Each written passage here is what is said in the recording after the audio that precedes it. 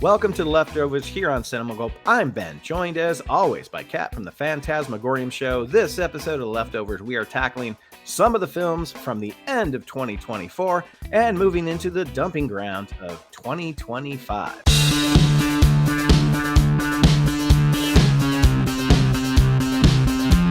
One that I saw back in November that's getting a lot of buzz lately, Anora by Sean Baker. Editing is fantastic. It's the funniest film I've seen all year. It's about a sex worker who gets offered $15,000 to pretend to be the girlfriend of this Russian oligarch's son for a week. But then he decides to marry her for a green card. And when the family finds out, his family, a bunch of chaos ensues, and it's it's hilarious. And Mikey Madison just totally kills it. It's just perfect. Front runner for the awards this year.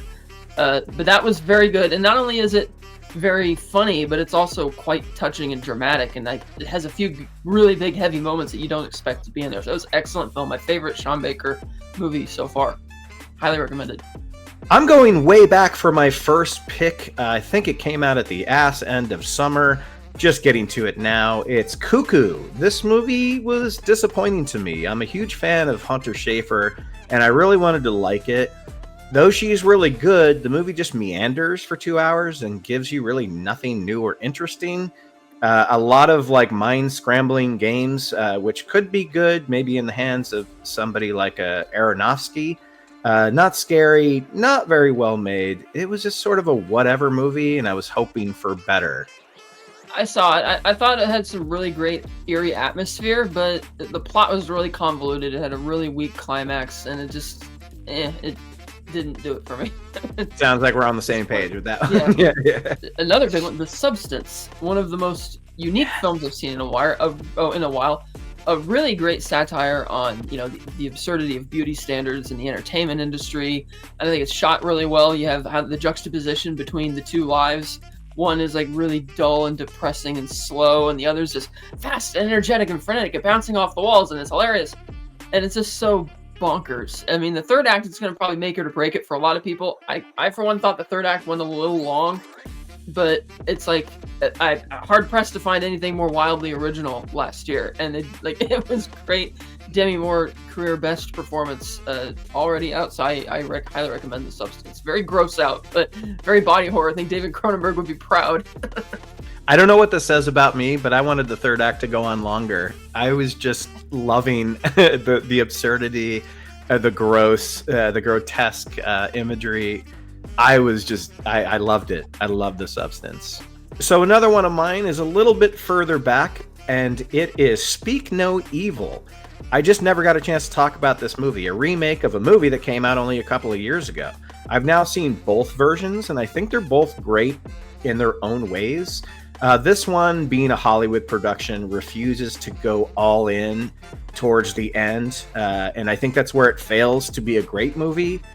Instead, going for your typical Hollywood ending, which is still fun, just not nearly as dark and disturbing, and I think it kind of loses what the original was trying to say by not going all in with that ending. Still a good movie, and James McAvoy is having a blast and really carries the movie. Oh yeah, anytime James McAvoy plays a nutcase, I'm there for it. It's gonna be fun. But he's jacked in this movie too. Oh yeah, but I don't know if that was for this movie or he's just become jacked. Next one is Flow. This was an animated film. It's sort of like 3D CGI kind of computer animation similar to Pixar, but the animation style is almost like an animated painting. Like when you see close-ups and everything, it looks like you're looking at a painting, but it's in 3 dimensions. It's really unique. And you're basically following this cat and other animals trying to survive this flood. And it's a very simple story, doesn't really have a climax, ends on a little callback note. But my mind wandered a little bit while I was watching it, but a good, nice little score, but it was a really neat little movie. I could easily see that winning for animation because it's just, it's wholly unique in terms of it's just almost like a nature documentary, except it's just, it's animated, Next one I'm going with is a movie I don't think a lot of people even know existed. It kind of came and went really fast, and it's a Halle Berry movie called Never Let Go. This movie came out of nowhere. A fantastic Halle Berry performance. The movie throws you for so many loops and really keeps you guessing all the way through. When I was watching this movie, I said, like, we could compare this to the premise of any M. Night Shyamalan movie, but this one gets props because it follows through on its kind of absurdity and premise, giving you a satisfying ending without needing to kind of monkey wrench it with a twist that you didn't see coming. There's still a lot of stuff you don't see coming, because I do think it's an interesting movie with a lot to say. I'm not going to get into what it says because that would be a lot of spoilers.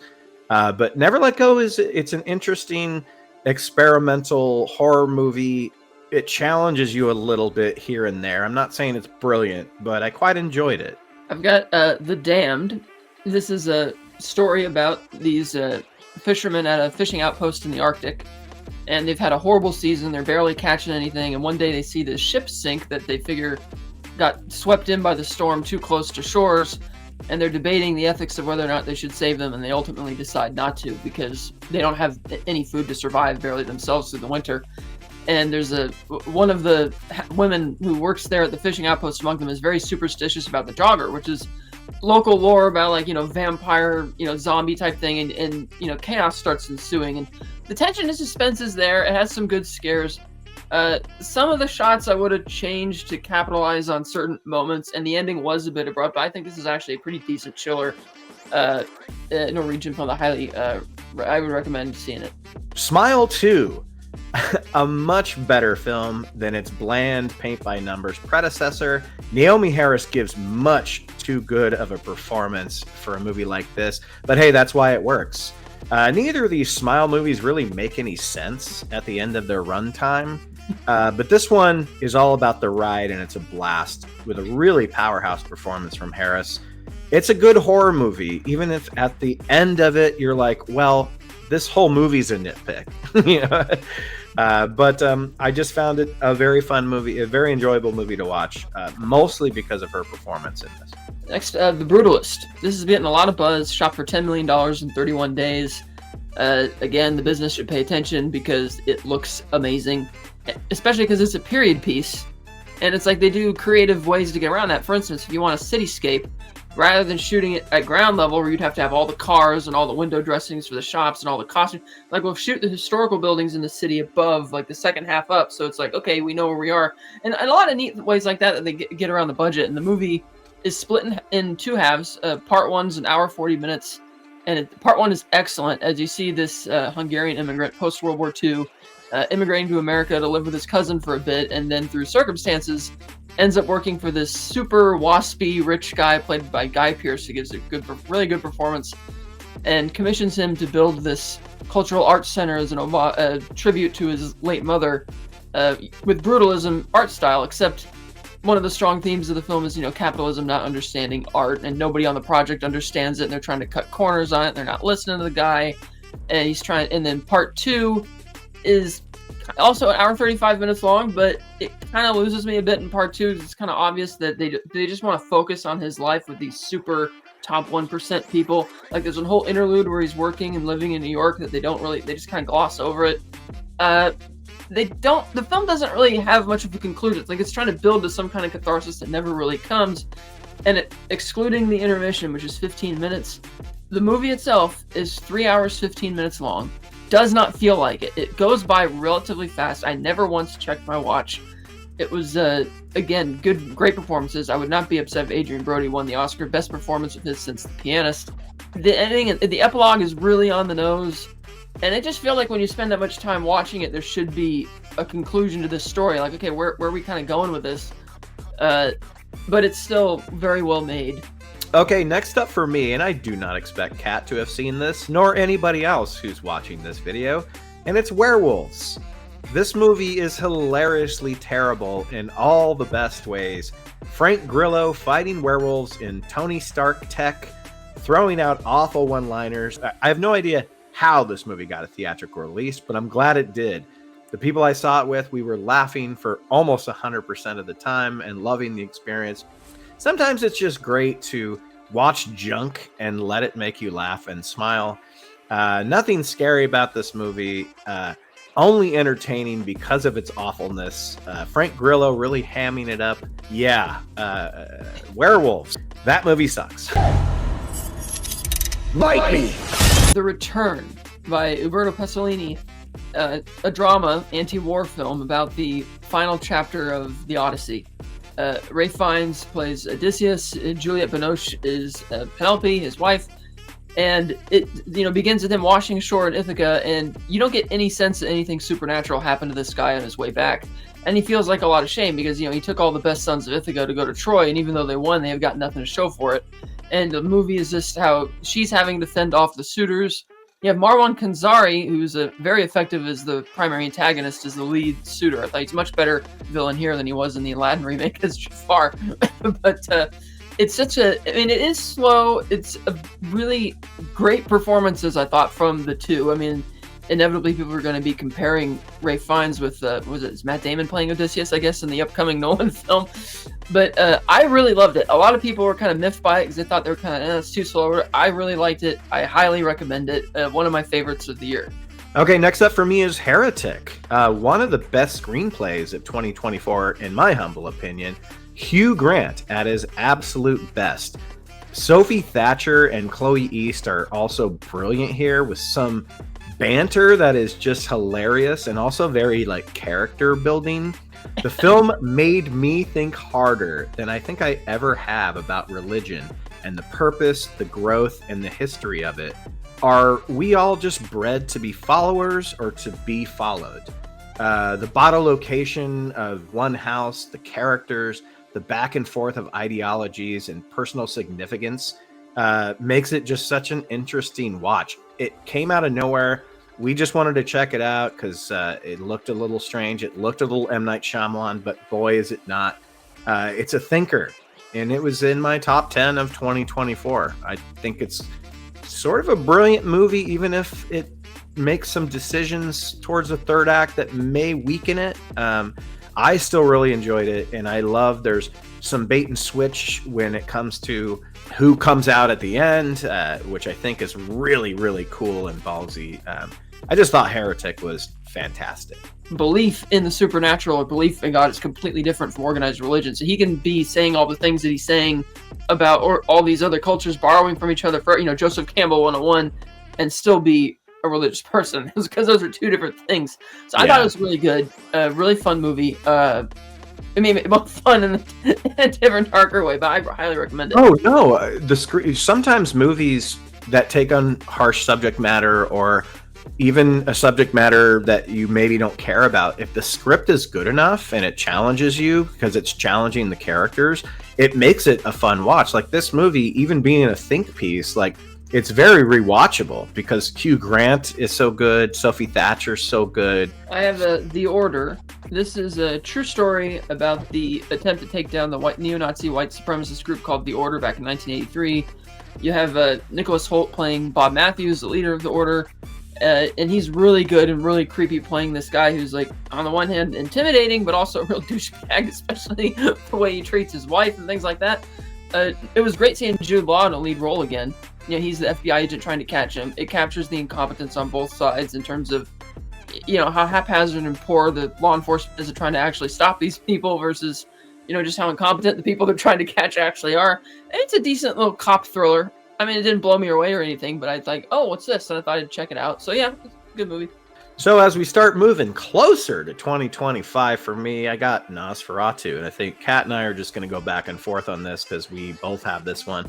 To me, Kat, the most visually stunning film of 2024. I didn't totally connect with all the characters, but I don't necessarily think that's what Eggers was going for. Set design, photography, just top-notch and untouched in 2024. Skarsgård was great, really perfecting his voice and dialect for Count Orlok. But for me, the MVPs of the movie were Aaron Taylor-Johnson and Lily Rose Depp. Yes, two people that have three names. This is one of Eggers' best, and it shows me that they should pretty much give him the keys to the Universal Monster franchise, even though I don't think he would accept those keys. I'm still not 100% sold on Eggers, aside from his visuals and details. I'm waiting until I find a movie where I really love one of the characters that I really want to follow. But it's still pretty great. I think Lily Rose Depp is very well cast in this as the lead. She's excellent. She was excellent. I was kind of iffy on Aaron Taylor Johnson a bit. See, a lot of people are saying that. I just found him. I mean, I don't know, a little bit for some reason. I'm kind of seeing him more than a little bit kind of there. I don't know. Willem Dafoe, of course, always comes in to knocks it out of the park. I liked that Skarsgård as Orlok just exudes this sense of dread. That's like, but the thing about the movie is beautiful, and the craftsmanship is, I didn't think it was scary at all. No, and not at all. You can tell they're trying really hard to make it this scary, but it just isn't. And I didn't feel there was a strong enough sense of urgency in the climax either. But I still really liked it. I think this happens with most of Eggers' movies, is that his editors, they look at the footage and they go, shit, is this supposed to be a horror movie? Because it's not very scary. He takes long takes with everything. And I think a lot, especially in this movie, the editing's trying to scare up scenes that weren't really scary shots. Nosferatu is gorgeous. Yes. A great family film. Sonic the Hedgehog 3. But it's a family film that goes fairly dark in the final act. Maybe even some deaths. I love the voice cast so much. Ben Schwartz is brilliant. Idris Elba. This one leaves most of the humans behind, with the exception of Dr. Robotnik with Jim Carrey, which I think makes this film stronger. It feels more like a Sonic film. Since the beginning of this franchise, it's just made me smile. It's just great PG-rated entertainment, which I think is welcome. Jim Carrey crushes it again, playing dual roles in this one. Still feeling like mid-90s Carrey. The thing I like about this franchise is I don't know which one of these movies I like the best. I don't know if it's going to be this one, but this one definitely has the most of just the game characters. What do you think of this one? I thought this was... So I actually saw all three of them for the first time on the same day. The third I thought was the weakest, because it was just so overstuffed with so much going on. I thought Shadow kind of got lost in the mix, and I thought Jim Carrey was just... It was too much. It's like you're dialing it up to 11, being just too goofy to the point that it's just kind of painful. Have you ever watched Jim Carrey? When does he not do that? There's a degree. For instance, there's The Mask, or him as the Riddler, and then there's that Ace Ventura sequel he did, where it's okay, let's dial it back. But I really liked the first one. I was surprised that it was actually a pretty good story, very good character relationship building between James Marsden and Sonic. Second one's my favorite. That had the most adventure. I love Knuckles and the addition of Tails. And just a third one, it was just the muchness of it all, and I could kind of predict where it was going a bit. But yeah. I think I might agree with you. I've been on the fence about which one I like. I think the second one is my favorite, from entertainment, adventure, and Knuckles had a lot more to do.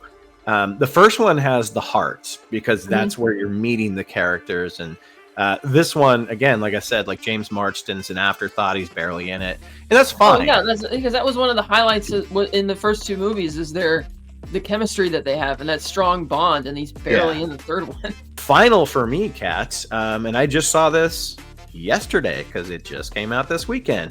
The first Mel Gibson directed movie taking place in modern times. It's called Flight Risk. It's probably his weakest film, only because he usually directs masterpieces. Having said that, Flight Risk is a blast, taking off immediately from the first minute of the movie and really never letting its foot off the gas. It's a short, fun, sometimes surprisingly hilarious thrill ride that, under the direction of anyone else, might not have worked at all. Topher Grace and Marky Mark, yes, I'm only ever going to call him Marky Mark, are the MVPs of this movie, with perfect comedic timing, menace, dread, stress, played perfectly off one another. It's a paint-by-numbers action film in the air on a plane, but its comedy is that really stands out and makes it so enjoyable. And I didn't know that, I wasn't expecting that, because you don't get that from the trailer. It's very, very funny. This was a fun experiment for Gibson, and I think it's good to see him going outside of his comfort zone of period pieces and really grand epic scale films.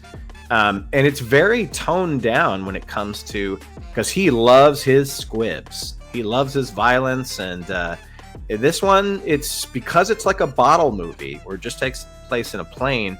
You really have to depend on the three characters. There's nobody else in this movie but these three characters. There's voice actors, on the phone and stuff like that. But it's really Topher Grace, Marky Mark, and I can't remember her name. Yeah, it was just a blast. It was a total blast. Stupid throwaway, goofy movie. But and Mel Gibson, should take on better projects. But I'm glad he did this. He probably got it out of the system. He wanted to do something like this. Wolfman, that just came out last week. That's I was really disappointed because this was Leo and L's follow-up to The Invisible Man, which is great. This is just, like the trailer, which I saw like a million times because they tagged it with like every movie that has been released. The characters are very one-dimensional. So this whole cathartic thing they're trying to go with of, oh, what if someone you loved was turning it, saying it just wasn't really working for me. It kind of, borrows the plot of The Fly and the third act of The Birds, where they're hunkered down on this farmhouse while this gradual transformation is happening. They toss out most of werewolf lore from other movies like, Full Moon, Silver Bullets, and transformations that take seconds, or turning back to a human in the morning. They get rid of all that. But there's also another Wolfman stalking them outside. The prologue was particularly good, I thought. It just like this guy, you can make an analogy that this is somebody, slowly becoming a junkie or something. And the final transformation, it's like you look like you're maybe halfway there. It's like the movie's called Wolfman. Not too much to ask that they should both look like, Wolfman. It's trying to be scary. It's trying to be built on tension, suspense. It just really wasn't working for me this time around. So, I was really disappointed. The War of the Rohirrim. As far as movies that only exist so studios can keep the IP go, this is actually pretty good. It's anime with a bit of like 3D animation. I like the animation, it's pretty neat. There's some inconsistencies in it. The story, it's like the protagonist is plucked straight from a Miyazaki movie, but the movie's themes are not really as deep. It borrows a lot of the same plot beats from the Rohan storyline from The Two Towers. It's like we've done this before, but in live action. And it's like, oh, the villain who's got the greasy black hair and hides out at Isengard with a big black coat and musters the wild men at Isengard. It's like, this is the same thing we saw Wormtongue do with The Two Towers. Seeking revenge so much at the expense of not being a good leader, crisis in leadership, that's kind of good. Some other paint-by-numbers stuff, and like a bit of prequelitis. Like, oh, do we need to know why Helm's Deep, Hammerhand is like, why Helm is called Hammerhand? Not really, but we'll tell you anyway. How the Hornburg got its name is Helm's Deep, and it used to be just the Hornburg. Some neat little things there, but overall, it was okay. I think it could have been better, but again, not the dumpster fire you would typically expect from a studio just eking something out just for the sake of selfishly keeping the IP. Thank you, Kat. And we drink your cinema. I wanna snap your